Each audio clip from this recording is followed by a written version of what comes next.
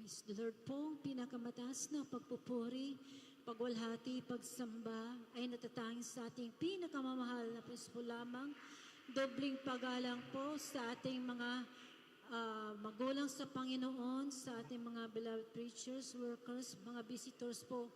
Ako po'y bumabati po ng mapagpalang tanghali na po sa ating lahat. Purihin po ang ating pinakamamalapas dahil isa po kami na pinagpala na makarating po dito sa bahay, sa gaganapin krusada po. Right, amen.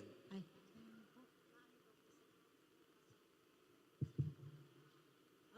Pinapasalamatan ko sa Malapan dahil kami po iningatan ng ating pinakamamalapan sa pagdako po dito sa gaganaping spiritual revival crusade. Kaya pinagpala po kami dahil andyan ang paggabay, patnubay ng ating pinakamamalapan Jesus. Tunay po na nung wala pa po kami sa paglilingkod sa ating pinakamamalapan Jesus, andyan na nagkaroon po ako ng napakaraming karamdaman na kinaglay ko po yan ng almost 6 years yung aking makaramdaman na yan dahil yung aking karamdaman nakuha ko po noong July 16, 1990 yung napakalakas na lindol. Doon nagsimula lahat ng aking makaramdaman na yan. Nagkaroon po ako ng sakit sa puso, nervous breakdown, low blood, saka yung insomnia. Yung aking makaramdaman na yan, siya po yung nagpahirap sa akin na kung saan-saan mga doktor, mga albularyo na sinasabi po nila na doon ka pumunta dahil magaling na manggagamot.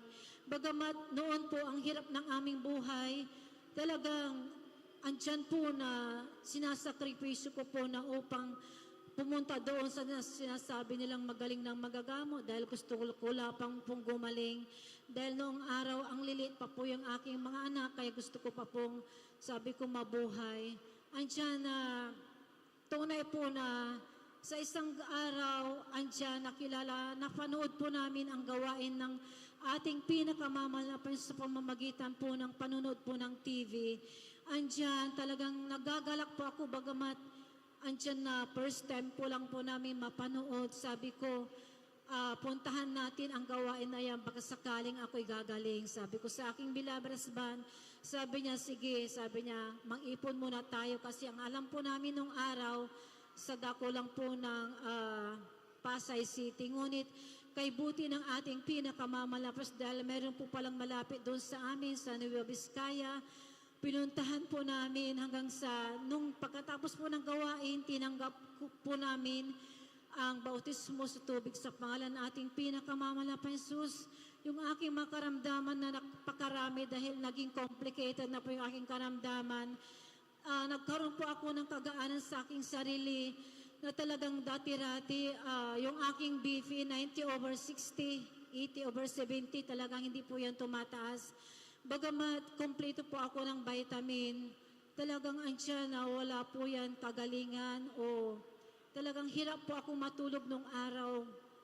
Minsan, 2 oras lamang po yung aking tulog. Minsan, 1 oras lamang po kung sabi ko nung araw, sana huwag nang gumabi dahil talagang hirap po ako talagang matulog. Ngunit, tunay na napakabuti ng ating pinakamamalapan Jesus. Right, amen. Dahil nung kami po'y patuloy na naglingkod sa ating pinakamamalapan Jesus, tunay po na unti-unti pinagaling ng malapay noon yung aking karamdaman na yan. Amen. Dahil sa isang araw may mga nag-house to us po na nagtitingin po ng dugo. Sabi ko, ma'am, pwedeng magpatingin ng aking BP. Dahil talagang yung almost 6 years na yan, hindi man lang naging normal yung aking BP. Nung pagkatapos po ng kinuhanan ako ng dugo, sabi ng nurse, ma'am, sabi niya, normal naman po yung dugo niyo, 120/80. Talagang grabing galak po dahil ni kahit kailan, hindi po yan nagiging normal. Bagamat kompleto pa ako sa vitamin, tas sabi ng aking doktor, kung gusto mo, magpa-inject ka ng B12 1 week. Bali, kulay dugo po yung ini-inject po nila sa akin. Bagamat bata pa lamang po ako, takot na po ako sa injection. Ngunit nung time na yon sabi ko, titiisin ko yung sakit, baka sakaling yung aking dugo ay magiging normal. Ngunit natapos na po yung 1 week na aking injection, talagang umiiling yung aking doktor dahil bakit daw tapos na yung aking injection na B12. wala pa rin pagbabago. Talaga andyan po na napakabuti ng ating pinakamamalapas dahil na nakilala po namin siya. Yung aking makaramdaman na yan, unti-unti na pinagaling ng ating pinakamamalapas Right, Diyos. amen. At Praise the noon Lord. po, grabing hirap din po namin. Pag panahon po na umuulan, talagang umuulan din sa loob ng aming bahay dahil sa aming grabing hirap. Ngunit, kay buti ng ating pinakamamalapas dahil binigyan po kami ng konkretong bahay na hindi na po kami mauulanan. Kaya mapagpala ang ating pinakamamalapas na pinapangaral po na ang pagbibigay ay triple blessing. Amen. Ipagkakalom ng malapan kaya sa aming pagtatapat, totoo ang ating pinakamamalapas na pinagpala po kami Right, ng amen. ating pinakamamalapas. Ganun din po na pag kami po'y dumadalo, motor lamang po yung aming gamit. Sa madali sabi, pag dumadalo po kami, basang-basa po kami pagdating sa gawain. Ngunit tunay na napakadakila ng ating pinakamamalapas dahil sa unang dalangin na ating mga magulang sa Panginoon, tinugon po yung aming mga panalangin na yan. 26 years sa aming pananalangin sa ating pinakamamalapas Jesus. Binigyan po kami ng 4 wheels ng ating pinakamamalapas para magamit namin sa paglilingkod sa ating pinakamamalapas. Kaya kay buti ng ating pinakamamalapas na pag ito'y kalooban ng malapay yung hihilingin mo, yan po ay ipagkakaloob ng ating pinakamamalapan. Kaya maraming salamat po sa ating pinakamamalapan, Jesus. Yung pinakahirap din po na aking karamdaman yung nervyos dahil sa totoo lamang po, yung nervous breakdown na yan, ang hirap din po dahil kung maaari ayaw ko pong makarinig ng kahit konting ingay. Talagang tinatakpan ko po yung aking dalawang butas ng aking tenga dahil talagang nanginginig po ako nung araw pag nakakarinig po ako ng ingay. Talagang andyan po na.